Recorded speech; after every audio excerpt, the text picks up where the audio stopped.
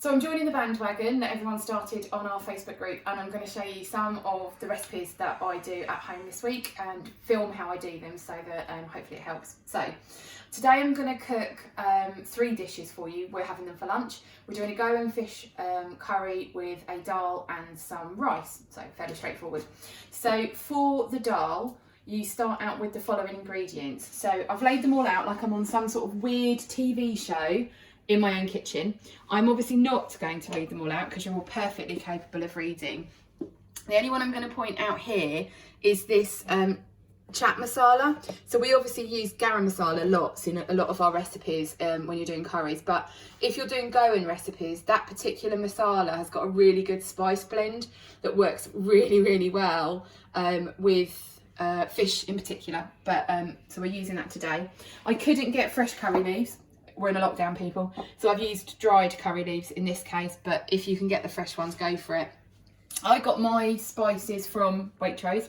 Other food retailers are of course available, and then obviously I have chopped everything up ready to go, so you can see all of the recipe laid out for you. So I've got a large saute pan. Because the volume is quite big as it cooks, I've gone for bigger rather than smaller. This is one of 3 dishes that I'm going to do today, so we're doing this one first because it takes an hour and a half. So I'm just warming the pan up. I don't want it to get massively hot because I don't want to burn everything, and then I'm just going to cover, it's a new bottle of Fry Lite, cover really lightly with Fry Lite. I'm just going to get myself a wooden spoon, and then I'm going to start by adding in the onions. So you don't want it too hot because you're just trying to get them to a translucent. Now this is obviously the stage where in every single recipe it tells you that you should do it with oil, and that's the point that we're ignoring. So we're not adding any oil in, we're just going to use a little bit of Fry Lite. So we're just going to let that start to cook off, and then after about 5 minutes it will get to a slightly translucent phase where the onions are softening but not caramelising, and then that's when we go to the next point. So it's been about 5 minutes. You can see that the onions do colour a little bit because obviously you're not using oil, but they don't go massively brown, and they start to go a bit clearer, which is what we're starting to get to now. Because we need to continue the cooking of the onions, I'm going to put some more stuff in now. So I've got, and I would say you can eyeball this stuff, but it's approximately 3 large cloves of garlic and about a thumb-sized grated portion of ginger going in now. Now in Indian cooking, I've heard marjarum refer to this as the trilogy. With any kind of Indian dish, onions, garlic and ginger are kind of the go-to points. But ginger and garlic both burn quite easily. They don't like too much temperature, which is why obviously you don't put them in at the beginning, because you don't want them to burn. So they're just starting to stick a little bit, so I'm going to put one little bit more of oil. The reason I've done that is because I'm now going to add in the mustard seeds. It needs to be hot enough to get those bad boys to pop a little bit, which they should start to do any minute. Don't you love it when you have to wait for stuff? There you go, they're just starting to pop now. Don't know if you can hear them. So they're just starting to pop in the mixture now. You want to cook that for about 1 more minute, and then you're ready to basically put everything else in to make your dal. I would always suggest when you're adding in any sort of ground dry ingredient, even though you're not getting the oils out of it by grinding it yourselves, put it in before you put liquid in. So just before we put the liquid and the split peas in, that's a combination of the cumin, the turmeric, the garam masala, the chaat masala. There's some chilli in there. The recipes I saw suggested that you should use chilli pastes, but I tend to avoid them because you never know 100% whether they've got oil in, and I don't have the time to constantly look it up. So if you go for a dried spice, you know that it's just the spice itself. So that's it. That's just 1 more extra minute just to make sure that you've released all the kind of flavours from those ground spices, which is what you're looking to do at this point. And now, I love this bit of the recipe, you just literally whack everything in. So that's 1 cup of split peas, and I need another ½ a cup. It's quite a lot to make this dal, but what I would say is, loving leftovers as I do, if you've got dal left over, you can always add stock to it and make a soup. And it's a really lovely split pea curried soup. So yes, you can always do more with it. So I just want to turn the split peas in it, just to make sure that they're properly coated and all the spices are distributed amongst the recipe, like that. And then I've already measured out my stock, so I've got 1 vegetable and 1 chicken stock blob, don't know what you call them, like, you know, little cartons of stuff. And I've already added all the water and tried to, as much as is humanly possible, dissolve them. And that, love these sorts of recipes, that is essentially that. Give it a little stir, bring it up to a simmer, which it's going to come to fairly quickly, and then you plop your lid on. My lid is poised, and as soon as it's simmering, which it's just starting to do now, I did use boiling water because I'm like, I can't wait, obviously, not very patient. You can just see it's just starting to boil now. Once it's up to that, we'll turn it down, put the lid on, leave it for an hour, and then we'll come back to you and show you what it looks like. So there you go, you can see that it's just starting to bubble away now. This is the point where I've added in a cinnamon stick, 4 dried curry leaves because I couldn't get hold of fresh ones, and a tablespoon of tomato puree went in. It says to add 2, but I've held 1 back to put it in halfway through cooking, just so that we keep that kind of tart, tomatoey flavour without losing it in amongst all the herbs all the way through. So next time I see you, this should be almost cooked. So the dal has been cooking for about 40 minutes at this point, and I just wanted to show you what it starts to look like, because depending on how you like the consistency of your dals, you can make some changes at this point.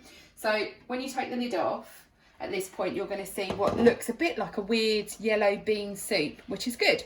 So there's most of the evaporation has taken place, there's still some liquid in there, but what you will end up with is quite a coarse dal where the peas are quite firm if you leave it like this. If you want more of the pureed type dal, add a bit more liquid at this point, which I'm going to do because I'd like it to be less bean-like and more dal-like. Now the only other thing I was going to point out, this is a helpful don't do it, I've already done it 3 times today approach. I'm using turmeric because it's yellow, and turmeric will dye your worktop yellow. Unless you have a yellow worktop, don't put your wooden spoon down on it, otherwise you're going to have to bleach your kitchen. So remember to use a piece of tissue when you're leaving your spoon that you're not stirring constantly with to one side, or else you're going to have to bleach your kitchen tops again. So we've got about 15 to 20 minutes of cooking time left. We're on to stages 2, 3 and 4. So my dal, which I'm just going to show you now, I'm still simmering it quite strongly, and what you will find is that it will start to stick at this point. So every few minutes you will need to stir it, but that's how you're going to break those split peas down from looking like peas into more of a dal. But what I would also say is you don't want to evaporate what liquid is left, so keep it covered, take it off, stir. So we're going to do some rice now. So again, this is the point where every recipe says use oil. We're going to use trusty Lite. This is some cumin rice that we're going to do with it. So I've already heated it a little because I want to toast the cumin off quite quickly, but I'm now going to turn the heat right down. And I'm eyeballing this one, but you can measure if you want. It's about a teaspoon of cumin seed, just like that. And you're just going to let that toast off for a few minutes to release all the flavour. But you're not going to grind this one in any way, so you don't need to worry about the fact that it's still a whole seed. So what you'll notice is that you'll start to get the smell of cumin coming out of your pan, which is what you're looking for. So just give that a minute or so. And then all we're going to do, standard rice, is I've got 1 cup of long grain rice. You can use any rice. Basmati is probably best, but I find it's quite sticky. I have rice issues, so I just use long grain. Also, it's a lockdown, it's all I could get. I'm going to add this in with the cumin once that's fully released all of its oils. And then it's 1 cup of rice to 2 and a sploosh of water. We don't need to add any stock into this one because we want the cumin to flavour it.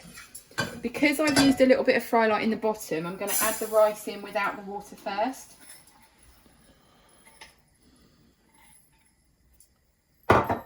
Just turn it around. Again, this helps to coat what little bit of oil, and it's not really oil, it's the oils from the cumin that have come out over your rice. So you can see you're just kind of mixing the two together. And then I've already measured out the water. You plop your water in. At this point, I would not recommend stirring it or you'll get lumpy rice. And then simply bring it to the boil, cover it and simmer for 10 minutes and your rice is done.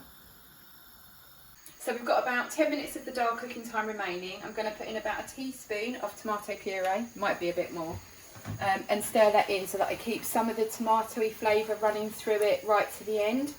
At this point, you need to get brave, get a spoon and taste your dal. Make sure your split peas are cooked and that you don't need to add salt and pepper. Now, every recipe says add it at the start, but we used stock and stock has got some salt in it, and if you don't want it to be too salty, I would wait until this point before you even consider it. Right, so final leg of our lunchtime odyssey, every day looks like this for me, is the actual curry itself. So this is a Goan prawn curry, so it has got coconut milk in it, we'll come to that in a minute. But again, in some weird, looks like I'm doing some sort of vlog for the internet, I've laid everything out ready to show you. So these are the ingredients that we're going to use in our final dish, the curry dish.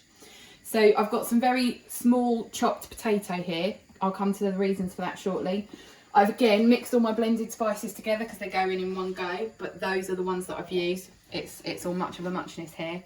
And then you've got your trilogy again, your onions, your garlic and your ginger. It goes in every curry basically. I've got two types of prawn. I've gone for the giant king prawns, which I've defrosted. And I've also got some cooked ones and smaller ones because it's the kids and that's what they like. And then I've also got some reduced fat coconut milk. So it's exactly the same process as we did before. I'm going to spray a non-stick dish with a bit of Lite. I'm going to put the heat on underneath it. As you can see, everything else is cooking away. While my pan comes up, I'm again going for my dal. It's on a lower heat again. I have added a little bit of extra liquid because mine was quite thick but not quite cooked. So I've just added a little bit more in, lowered the heat onto a smaller ring. 10 more minutes, that's done. So it's exactly what we did before. We need to put our onions in and we want to get them to translucent but not coloured before we add the ginger and garlic, or else we'll burn it. Again, I've forgotten my wooden spoon, so I'm just getting one out. So I'm going to do the same process again that we did for the dal. We're going to lightly cook this with a little bit of Lite. And then my trusty director over there is going to pause me and we'll come back in about 5 minutes when this is ready and we can go to the next bit. Okay, so the onions are just fried off a bit. We've got a little bit of colour, which is fine. I'm now adding in the ginger, the garlic, and I'm also putting in fresh chilli for this one. It goes in at this point to add some real flavour into it. And then again, whoops, man down. And then again, we're going to cook it for about a minute just to start the cooking process off. Now, a normal prawn curry would not, bear with while I stir the dal, would not have potato, which I'm going to add into it. We're using the potato to help to thicken it. If you're using full fat coconut milk, it will, if you cook it long enough, produce enough fat to thicken it, but we're not going to do that. So the potato is there to add a bit of thickening to it, and it will also add some extra nutrients, so we're not going to moan about it. So now that that's started to cook, we're just going to add in the potato and some cherry tomatoes. And we're just going to cook that for 1 more minute, just to start to tenderise the potato, just start to cook it off a bit. Obviously the tomatoes will add moisture into the dish as well. This discoloration that you can see on the bottom of my pan, that's all good because that's flavour that's actually going onto the bottom of the pan. It will do if you use one like this. I don't worry about it because when I put in the liquid mixture, I'm basically going to deglaze this pan and all that lovely flavour is going to go back into my dish. So it's a good thing. So just stirred it for about a minute. It's just starting to tenderise. So at this point, I'm going to add in my half fat coconut milk. If I can open it without throwing it over myself, which is obviously the biggest part of that problem. Okay. And then I'm just going to give that a little stir. Again, remember I said I would deglaze the pan? That's exactly what I'm doing. All of that lovely flavour is now coming off the bottom, which is why the coconut milk is colouring. Good with that. And then I'm going to pop the lid on, turn it right down and simmer this for about 10 minutes. Doing two things, brings out all the flavour in the coconut milk and it will cook the potato and start to thicken it. And then we'll go to the final stage. So we've got about 4 or 5 minutes till everything's completely done. So my dal, still simmering away, as you can see, it's gone really thick. It does stick like that, just use a good non-stick, you're fine. It is now completely cooked. I have added some salt in because I like a bit of salt in it. You need to do it right at the end because you need to be sure it's how you like it. So my rice, which I'm just going to show you, that is to all intents and purposes done. You can hear it almost crackling. That means that there's no liquid really in the bottom of it. I've got it right down. I would never ever stir it because it will go clumpy. If you're not sure before your water's gone, just tilt a little bit and you can just see the last little bits of water are there. So I know it needs to stay on a heat and carry on cooking, but it's almost done. Curry, this is the last bit. So it's been cooking for about 10 minutes. This lid gets jolly hot. Now the bit that you didn't get to see, under the whole this is live cooking people, things go wrong, is that I added in my herb mix once I'd done my coconut milk. So that just goes to show that actually you can still sort of plop it together fairly last minute and it'll still work. So the spice mix has gone in, the potatoes are just soft, look, you can just see they're just tender. Obviously there's still a little bit more cooking time to go. Now, if you want it to be more saucy than this, because obviously this is only a 400ml coconut milk, there are a couple of things you can do. You could add some stock, absolutely fine. You could add water if you don't want to put more salt in, also fine. If you think it will dilute the flavour of the coconut too much, you could add coconut extract, which has got no sins in it. I think it's fine because we're doing it with dal and rice and I don't want there to be too much left over because there's prawns going in. So at this point, I'm going to add the raw prawns because obviously they're going to take some time to cook. I defrosted them in the bag and I don't mind that a little bit of the defrosting water went in with them. That will give me a bit of extra flavour and also a little bit of lubrication in terms of if the sauce was getting too thick. So my raw prawns have gone in and I'm just going to leave those to cook for about 3-4 minutes till they're pink and cooked all the way through. I love tiger prawns for that reason. They are fail safe. If they're pink, they're cooked. They're not cooked. It's that simple. This recipe also has spinach in it, which I'm going to add shortly. Whole bag from Waitrose, other retailers are available. In some of the recipes it says to add it now. I personally find it makes the spinach wilt far too much. So when I put my cooked prawns in, I'm going to add my spinach in then and leave it for maybe 2 minutes just to heat through so that you've still got some of the texture of the spinach without losing it completely. And then the dish is done. So come back for the final bit. So I thought I'd show you the final dish, all finished, everything's now turned off. So my dal is completely cooked. That's just going to go on as a side dish and I'll show you plated up in a minute. My curry, I have added some salt. I waited until obviously the prawns were cooked before I tasted anything, obviously, rude. It wasn't quite spicy enough. It's always hard to know whether or not you're going to get it exactly right. It had some trusty sriracha put in it because it's a last minute addition. You don't want to put a dried powder into it. So these sorts of things. Tabasco's another one. Just to give you a bit of pep but not too much. And my rice, fluffy, cooked, no water, all done. Now, the only other thing I'm going to say here, and this might be completely obvious to everyone else, but trust me, I spent 8 years fuming over this one, is that in this dish, in this recipe that I saw online that I've made some tweaks to, it says at the very end, add cilantro. I looked for years in supermarkets for cilantro. Was it some delicate medieval herb that no one could grow except if they lived in America? Couldn't find it. I appreciate I probably should have Googled this sooner, so no laughing. When I Googled it, I found out that it's actually coriander. So if you have a recipe that says cilantro and you didn't already know, it's just coriander. Fresh coriander, avec chopped coriander on my side, ready to go into the dish right at the end. If that's really obvious and everyone knew it, I apologise.